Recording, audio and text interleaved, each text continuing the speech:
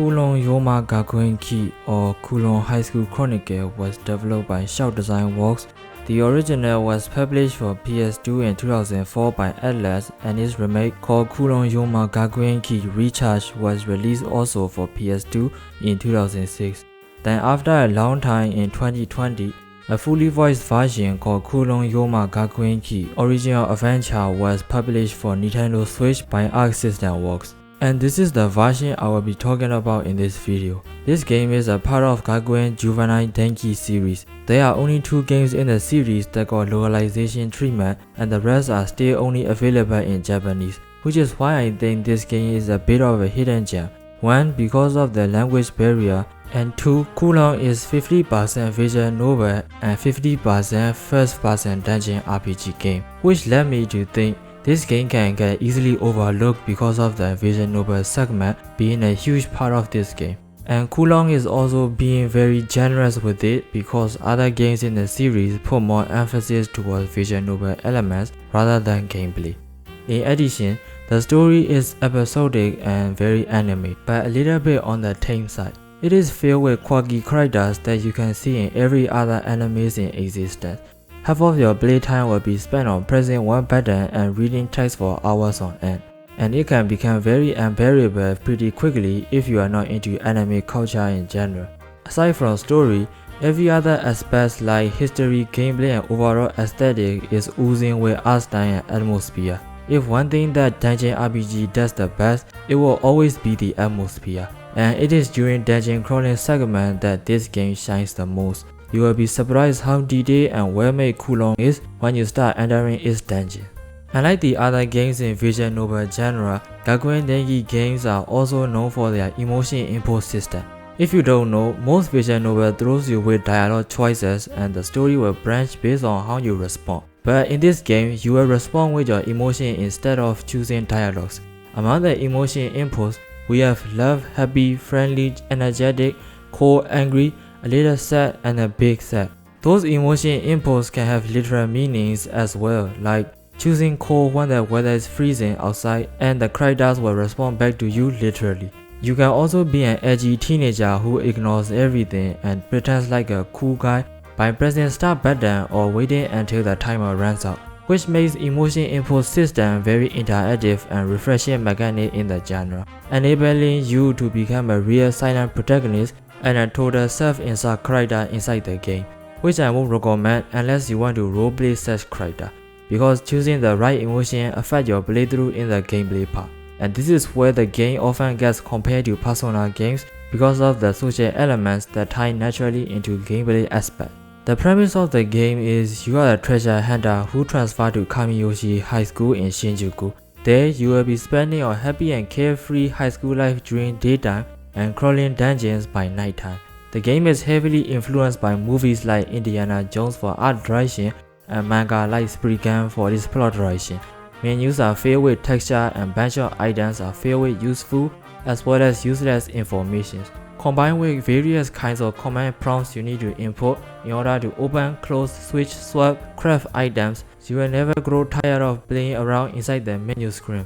Everything from how to walk to how to get through tough situations are all written inside the help menu. Your inventory is divided into 2 parts, your room and your bag. Inventory slot in your room is infinite while your bag can only hold 20 at a time. 5 slots are for your equipment, leaving you with only 15 free slots for you to go inside dungeons. That's where item management comes in, and you will find yourself going in and out of dungeons quite often because you forgot certain items to unlock doors. You'll be crafting weapons, armor, accessories, consumables, chemicals in order to solve puzzles inside dungeons, getting stronger equipment and gifting people to raise their affection. Raise enough affection and they will become your buddy. Raising your buddy's affection will have effect on their skill, such as increasing the number of skill users and success rate. Buddy skills is divided into active and passive skill, which in turn is directly connected to how that person is friendly towards you or love you. Affection can be raised in visual novel segment and also in gameplay segment if you take them along with them as you explore. So don't worry if you keep messing with the emotion inputs, because you will only be missing out collectibles to fill your room, OP weapons and some fan service scenes. But if you want those, My advice is you roleplay like a run-of-the-mill shonen protagonist and everyone will like you. For example, being energetic towards an energetic character and so on. Once you finish your daily school activities, you can enter your own room, and inside here, you can do bunch of stuff like buying weapons online, playing first-person dungeon crawler minigame, and if you complete it, you can get points for various steps for your main game. The minigame does a really good job of teaching you the basic principle for playing the main game, and it is a solid 2-hour game experience, serving as a simulation for newbie treasure hunters. Plus, you also have to go through a tutorial right at the beginning of the game, so combine stuff you learn there and with the minigame, you learn almost everything. Gameplay consists of first-person dungeon crawler element combined with pseudo action-based combat. Number of actions you can execute is limited by your action point AP. There are 2 stances you need to change according to situation: battle stance and explore stance. Battle stance has 3 slots for weapon and explore stance has jump, back, and interact. Any action you execute will consume AP, including movement, which means AP is everything in this game. Basically, if you have a bunch of AP at your disposal, you can easily outmaneuver every monster, even bosses. There are numerous ways you can increase your damage output. First one is to hit weakness, and you can ramp up more damage by aiming body parts that has critical point. Aiming body parts can only be done by guns, arrows, and explosives. That one is by hitting from different directions. Hitting from the front inflict normal damage, more damage if you hit from the sides, and even more damage if you hit from behind. Fourth one is by inflicting status ailment, like inflicting burn status and do more damage if you hit it with a fire weapon. You can even do more damage by throwing oil on it and use fire weapon to deal 3 times the damage to monster with burn status. As you can see, the way to deal damage is versatile, and if you combine everything I said, combat becomes a total piece of cake.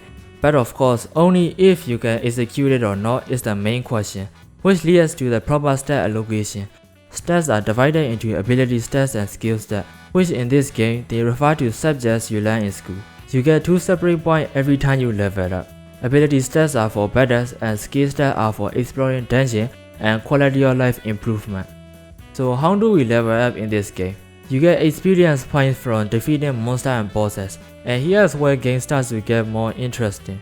You can do quests in this game, and there are word puzzles which you need to solve to do certain tasks and get a requested item for the client. Word puzzles are a bunch of phases which gets rotated every time you check the quest list. Checking the client's request costs a percentage of your compensation, so it is not free. If you complete your client's request, their trust increases by 1, and you can take 6 quests along with you at a time. Cancelling quests will reduce their trust by 4, which they need a couple of times to take their requested item instead of giving to them. The way you raise your hunter ranks in this game is also very new to me. You are encouraged to do everything all at once in a single dungeon exploration. Stuff like how far you travel while you are inside dungeon, number of monsters you defeated, number of quests you completed, and number of monsters you managed to one-shot are all accumulated into rank points. Your rank will get reset and update every time you go inside dungeon, but your highest rank will stay high unless you get more points than your previous one. Basically, it was like a higher score system in arcade games now that I think about it. The purpose of ranking up is for you to get new clients, and new clients give you good money. Plus, every time you increase their trust level by 3, 7, 13, and 20, which is the maximum, you get exclusive items as a reward, and you need those in order to get better equipment for mid to late game. There are 30 episodes in this game and 11 dungeons to explore. First episode does not have dungeon, and last episode is straight up boss fight. Those 11 dungeons are all interconnected with each other, and you unlock shortcuts after shortcuts every time you clear dungeons.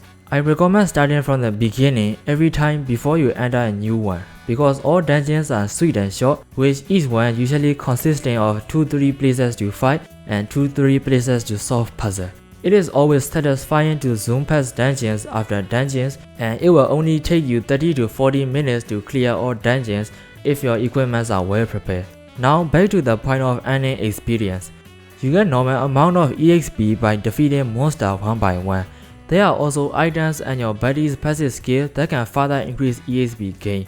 Plus, you can also get bonus EXP if you defeat a group of them in one shot, further encouraging you to one-shot monster and add bonus EXP and rank points in one go.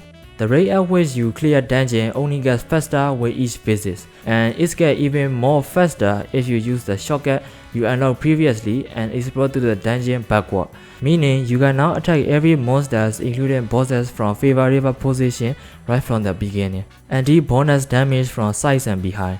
The gameplay loop couldn't get any better than this. Every part of this gameplay loop is designed for you to learn constantly and ramp up the pacing. This is one of those games that make you feel like a god, in this case a real treasure hunter, once you click with the game at some point. Needless to say, gameplay is the best part of Kowloon. Here is my advice on how you should actually play the game. As I have mentioned earlier, AP is the main thing you need to look out for, and I will demonstrate it by using a clip of me fighting the final boss Arahabagi. My final equipments are Pharaoh's Whip, the strongest whip weapon in this game, which you can make it right from the early game. Aratama Sword, a fire sword that can inflict burn status and also have a knockback effect. Yatagarazu, a sword with only 8 damage, but it has a passive effect that can boost your melee attack by 50%. You can get this by raising affection of this guy. This is an armor I pick up along the way that can take 3-4 hits from final boss. I didn't really care about getting gold armors as they play a really minor role in this game, where you are not supposed to get hit and every bosses have high damage. I have an accessory that reduces AP cost by 20%, which I made from crafting item I got from Quest and exchanging with this lady. And finally, Yasuka Sword, which you can make right before you fight the final boss. I have 197 AP and you can see monsters AP right here, so I can outmaneuver everyone in this game as long as I have a good positioning. Boss room in early to mid game has objects you can take cover to protect any directional damage, but mid to late game has you fight bosses in an empty room with no covers at all. You can see me going back and forth time and time again, and this is how I measure AP cost. Retracing your step will recover your AP, so as long as you don't start attacking, you can always safely measure the distance and AP cost. I calculate how far the boss can travel, and once it gets too close, I switch to Aratama Sword and knock back the boss to create some distance. This is what I call wait and hit, then hit and run tactic, for lack of my better words. Like how you play a roguelike mystery dungeon game where you always take the distance into full consideration before you make a single move. I guess Kowloon is also a semi-turn-based game in that sense, but because Kowloon's gameplay is designed around AP, if you can outmaneuver monsters with clean and well-calculated movement, you can get through any bosses without taking any damage. Every boss in this game are multi-phase boss fights with no breaks in between, but you can open inventory in between story segments, and here you can heal and prepare weapons for the next boss fight ahead. Losing in this game is very punishing. As you know, this is a visual novel, so you will have to go through an entire dialogue in order to fight the boss again. Not to mention, there is only fast forward option and no skip option, so good luck with that. Each dungeon is named after Japanese mythology. This game is basically Indiana Jones in Shinjuku, but he is an average anime high schooler.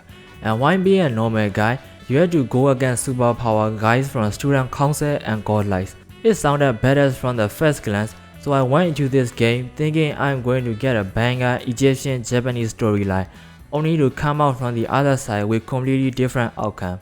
I ended up learning quite a lot of Japanese mythology because of the puzzle inside the dungeon. The puzzle follows the Japanese mythology written in Kojiki.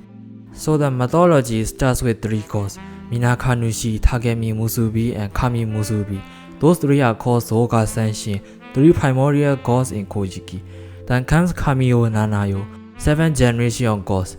Among 7 generation gods, Izanagi and Izanami are the main important games in Kojiki. Izanagi and Izanami comes from Takamagahara, a heaven, to give birth to island and gods. The first child of Izanagi and Izanami is said to be Hiruko, who is a feeble child born untimely without hands and legs. So he was put inside the boat and got drifted away. Basically, he got abandoned by his parents. Then Kami Umi, the time where Izanagi and Izanami start giving birth to gods, ends with Kakusuchi, a fire god who burned his own mother Izanami to death. Furious Izanagi uses Tosuka sword to cut down Kakusuchi, and his Tosuka sword is also known as Ohabari. From Kakusuchi's blood and corpse, more gods were given birth, namely dragon god like Watasumi and Kuraokami, Tana god Takemi Kazuchi, sword god Fusunushi, star god Kagaseo, and mountain god Oyamasumi. So after Izanagi killed Kagusuji, he went to Yomi and ended war to bring back Izanami from death. Izanami said she will come back to him, but to promise her not to look back until they get out of Yomi. But Izanagi couldn't keep the promise and look back, only to see decay and ugly Izanami. Feeling ashamed and anger, Izanami chased Izanagi out of Yomi, starting an epic chase scene. But Izanagi managed to come back out of Yomi somehow, and he blocked the entrance with a big stone. Then Izanagi cursed Izanagi that she will kill 1,000 lives a day, and Izanagi tells her if that's the case, he will give birth to 1,500 lives a day. After that, he went to the river and take a bath. This act of taking a bath in the river is called Misogi, and it gave birth to Sankishi, the main three gods in Kojiki. Sun god Amaterasu, strong god Susanoo, and moon god Tsukuyomi. There is one story about Tsukuyomi where Amaterasu sent him to go and meet with Ukemochi, who have a similar story with both Tsukuyomi and Susanoo, where she got killed for vomiting and shitting food in front of them. In story with Tsukuyomi, Amaterasu got mad at him for killing Ukemochi, so she decided to never see Tsukuyomi again, and that's the reason why we have day-night and nighttime split. Her younger brother Susanoo is a problem child, and he loves wreaking havoc. He starts whining about when to see his mother Izanami and won't do his duty of controlling storms in the sea. So Kami Musubi was angry and cast him away to Yomi. But before he goes there, he visits Takamagahara to see his sister and asks if he can stay there. Amaterasu says he can stay here if he can win in a ritual called Ukehi, where they both chew each other things and spit out gods from their mouths. In this case, Amaterasu chews Susanoo's sword and Susanoo chews Amaterasu Magatama and spit the god out from them. Among the gods given birth during Ukehi, Ushiho Mimi and Huhi are of importance later in Kojiki. Susanoo managed to win the ritual and got so happy that he started wreaking havoc in Takamagahara, shitting on Amaterasu's chair and casually killing off one of Amaterasu's close weaver. Ashamed and anger, Amaterasu runs inside Iwato, a cave, and hid there. Since she is a sun god and wizards are absent, everything got shrouded in darkness. So in order to bring back Amaterasu out of Iwato, Omoikane, the wisdom god, came up with a plan. The plan involves Uzume dancing fiercely until all of her clothes torn apart, Futotama using Shimenawa, a rope to see Iwato, Koyane to hold the mirror, and Tajikarao to pull out Amaterasu with his strong arms when she peeked outside with curiosity from Iwato. So 5 of them worked together and brought the sun back to the wall. Then after that, Amaterasu decided to send Susanoo down to earth for real this time. And here's when Susanoo's story begins. In land of Izumo, there is this earth god who got 8 daughters with only Kushinada Hime remaining. 7 of them got eaten by Yamato no Orochi, so Susanoo offered to kill Orochi in exchange of marrying Kushinada Hime. According to his plan, people from Izumo made a strong sake for Orochi in the middle and built an 8 gate around it. When Orochi arrived and drank sake and got drunk, Izumo people cut down the gate, locking the 8 heads into position. And then Susanoo uses Tosuga's sword to cut down Orochi's head one by one, and then when he cuts the tail, he found Murakumo's sword, also known as Kusanagi's sword. By the way, the sword that gods have are all referred to as Tosuga's sword. Then Susanoo gives Kusanagi's sword to Amaterasu as a reconciliatory gift, and this is how 3 heavenly treasures came to know as Kusanagi, Yasakani no Magatama, and Yada no Kagami. After this comes the time when gods descend to the earth, and among them, Onamuchi is important. The story starts with Onamuchi and his 80 brothers going to Inaba to call Yagami Hime. On the way, Onamuchi found Inaba Shiro Usagi, a white rabbit from Inaba who got injured on his way crossing the river, stepping on sharks along the way, only to get bitten by the last shark before it reached the shores. 80 brothers bullied Inaba, but Onamuchi was kind, so Rabbit told him that he would be the one to marry Yagami Hime, and so he did, and now his 80 brothers hate him. They tried to kill Onamuchi a number of times, and each time, Onamuchi got revived by his mother and other gods on Takamagahara. And finally, he managed to escape from his brothers and reach Yomi. In Yomi, he meets with Susanoo and his daughter, Suseri Bime. Again, the mischievous Susanoo tried to kill Onamuchi 4 times with his games, and each time Onamuchi managed to survive them with the help from Suseri Bime. Then 2 of them decided to run from Susanoo one night After tying Susano's long hair to pillars around the house, they ran away with 3 items, Koto of Society Bime. It made a loud sound from hitting one of the pillars and waking Susano from his slumber. Susano started chasing 2 of them even after bringing down the entire house with his hair after breaking the pillars, and so making this another epic chase scene. But in the end, Onamushi and Society Bime managed to escape, and Susano gave Onamushi a name, Okuninushi. When Okuninushi reached the surface again, he started building a country. Then he met with Sukuna Bikuna and Omononuchi. Both of them helped him with building the country, and after the country was completed, Amaterasu sent messengers to order Okuninushi to hand over the country to her. First messenger was Oshiho Mimi, who came back after taking a quick look at the country. Second is Hohi, who came back to report after 3 years. And the third one is Wakahiko, who ends up marrying Shitateru Hime, a daughter of Okuninushi, and stayed there for 8 years. So Amaterasu sent a peasant down to tell him to report back, but Shitateru Hime got annoyed by the advice of the peasant, so she asked Wakahiko to shoot down the bark. But the arrow flew so far it hit the foot of Amaterasu. So in anger, she pulls out the arrow from her foot and shoots it right back to Wakahiko, killing him in his sleep. By this point, Amaterasu thought enough is enough, so she asked Ohabari, the sword that Izanagi used to cut down Kagusuji, who also seemed to be a sentient god on his own, to go down and ask Okuninushi for the country. Ohabari then asked Takemi Kazuchi to go down in his step, and so down he goes. Takemi Kazuchi asked for the country up front, so Okuninushi asked him to wait a bit and went to ask his son Kotoshiro Nushi, who was fine with handing over the country, but his another son Takemi Nakata was not so fond of it. So he went towards Takemi Kazuchi to have a strong match with him, recording the first ever sumo match. But Takemi Nakata loses the fight and he runs away. So Okuninushi hands over the country to Amaterasu and left for the land of unseen. This whole giving country to Amaterasu thing is called Kuniyuzuri, literally meaning handing over the country, and it is a very important event in Kojiki. Now with Earth God out of the way, and before Heaven Gods take a step back for good, Amaterasu sent her grandson Ninigi to the Earth along with other gods to make their own clans. Ninigi took Konohana Sakuya, daughter of Yamasumi, as a wife, and rejected Iwanaga Hime simply because she was ugly. Konohana Sakuya represents a temporary beauty of flower, and Iwanaga Hime represents a tough stone that lasts for eternity. Because Ninigi chose Konohana Sakuya, he ended up getting cursed by Iwanaga Hime, and this is how he and his descendant all lost immortality. After that, the story of Empire Jinmu, the descendant of Ninigi, begins. His story involves around him trying to conquer the east, and then he meets with Nagasune Higo. During that battle, Jinmu's brother fell, so they retreated and decided to attack from the west next time. With the head of Yagatarasu showing the way, they succeeded this time and Nagasune Higo runs away. And somewhere down the line, Nagasune Higo enshrined Arahabagi, a mysterious god who got its godly power ripped off by some organization, and so Arahabagi had to hide inside the ground, leaving only a lifeless hex waiting for the time to have its revenge someday.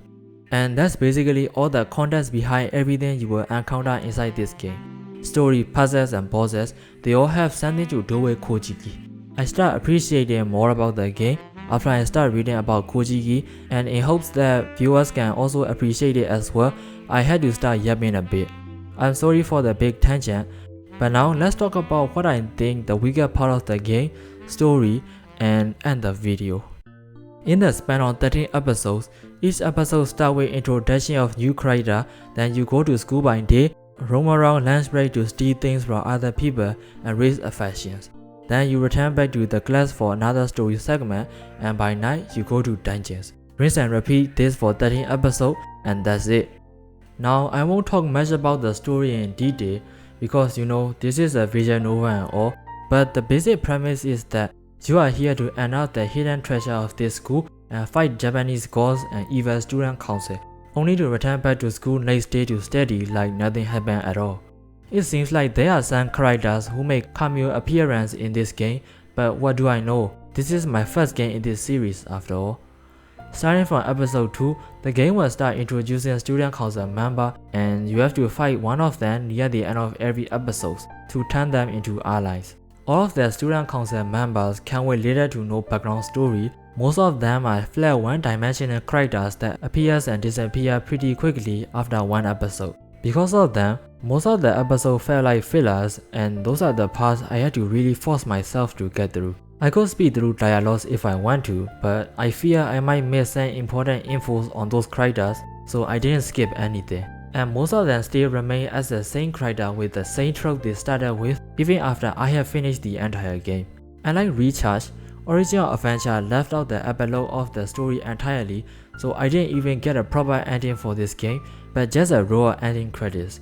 The clear data brings me back to the last save point, and there is no new game plus for this version. In Recharge though, epilogue ends with you leaving the school to continue working as a treasure hunter. I wouldn't mind character being full of tropes and quirks if the story is interesting enough, but unfortunately it isn't. For the entirety of the game, I couldn't take the story nor character serious at all, even though I wanted to, given how they present the story with serious tone and all right at the beginning of the game, setting my expectation high.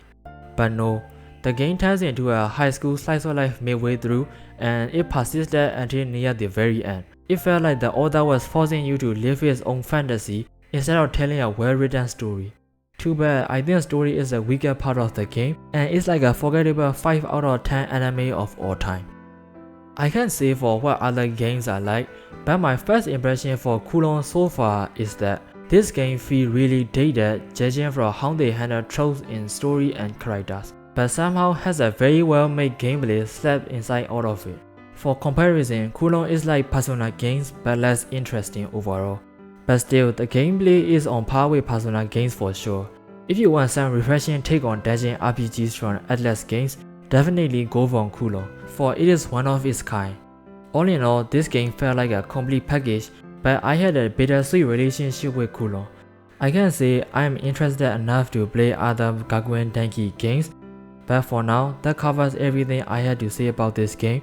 Thank you for watching till the end. I'm Nine and see you in the next video.